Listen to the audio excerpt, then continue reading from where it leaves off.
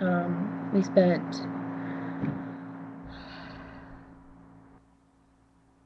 Dave had to run some errands on Sunday when we got back, and the next day after we got back, and so I spent a good portion of Sunday on my own, just resting and pumping and collecting milk. Well, it wasn't really milk actually; it was just colostrum and very little of it. But I spent all day doing that, and um, I remember about halfway through Sunday, I got some chills, but I thought it was because of the air conditioner, and I was sitting right in front of a fan. So I turned the fan off, and I was fine. After that, I felt fine. Um, that evening, we went to bed. I um, just got done pumping, and I had Dave help me get my incision, um, redress my incision.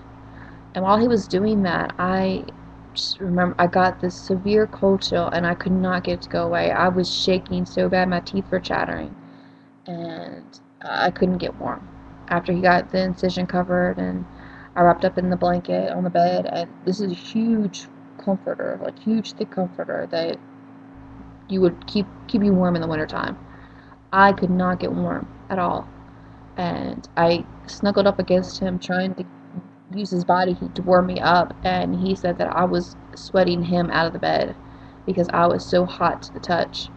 And so he got up and he got the thermometer and took my temperature, and I was 100.4 at that time. And he checked again a half an hour later, and it was 101 something. And then again another half an hour later, and it was 102. So he called my doctor, and the doctor pretty much said I could wait till the morning and come and see them, but they'd most likely admit me to the hospital anyway. Or I could go to the emergency room and start the process as soon as possible. And I, I was in tears because I knew what was going to happen. Um, um, I knew I was getting an infection in my uterus. It's the only thing it could have been. And I knew with the infection that I was going to have to discard anything that I had just pumped and whatever I was going to pump until they gave me the okay. And um,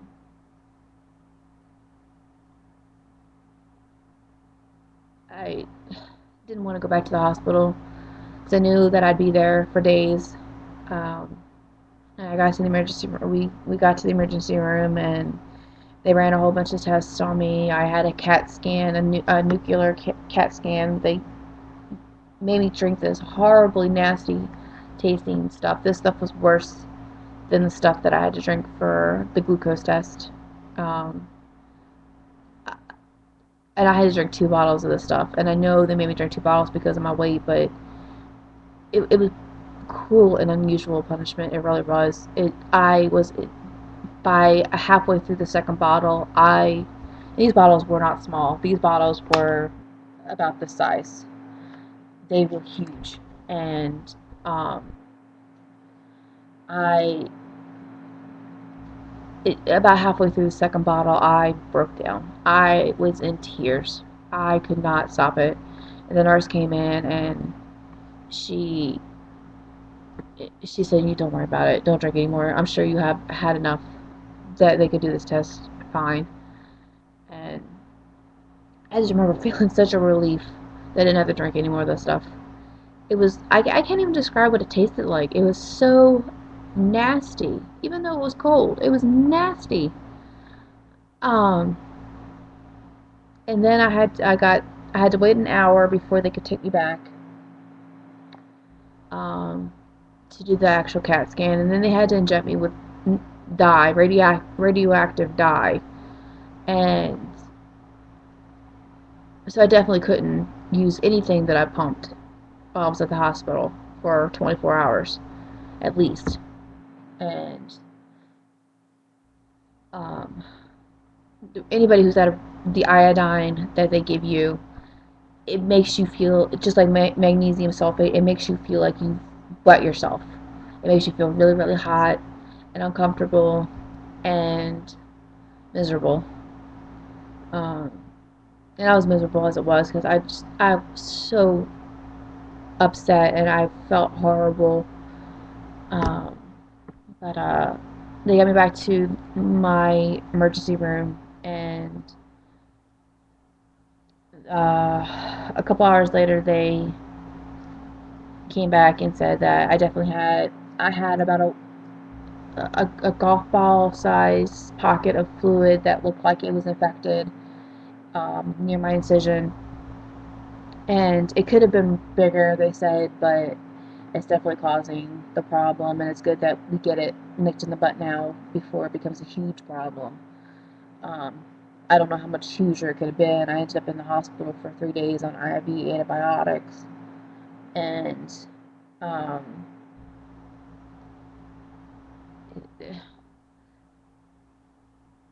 I just, I know my labor could have gone a lot better. It was not my my dream delivery at all. I wanted a natural vaginal delivery, and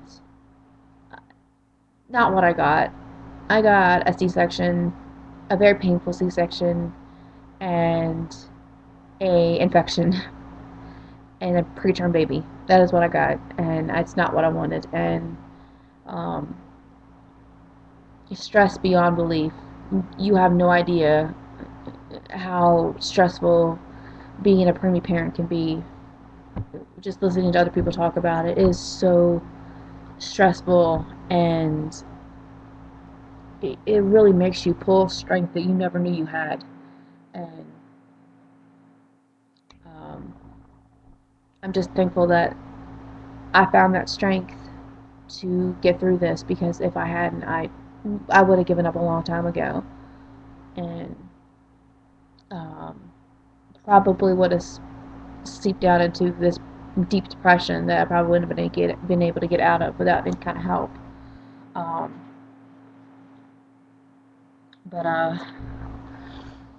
but I'm doing fine in that department. No postpartum depression. I get the first week after delivery, and they say this is very, very common, and have your husbands or your boyfriends watch this and listen very carefully. The first week after delivery, you are going to be very, very, very emotional. And I'm talking 100 times worse than you were when you were pregnant. I cried at every little thing that happened. Everything set me off crying. And I'm not talking about little sniffles here and there. I'm talking about crocodile-sized tears coming out of my eyes. I was bawling like baby. And at little things. The the ice trays weren't filled the right way, and I cried. I my couch wasn't made up the way that I wanted to, and I cried.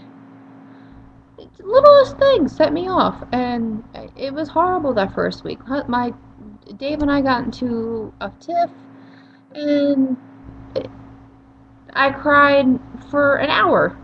It was horrible, but you just be prepared for the emotional after effects of having a baby. I didn't have to have Jaden here, thank God, to deal when I was dealing with that. Um, for you all, it's going to be different. You all are going to have your babies with you, and just know it will pass. You will be fine, and we all will survive it. If I can do it, seriously, anybody can do it. So, um, but I'm getting ready to run out of time again. I believe that's all I have to say about my delivery. It sucked, but I'm thankful that my son is healthy and he's in good condition. But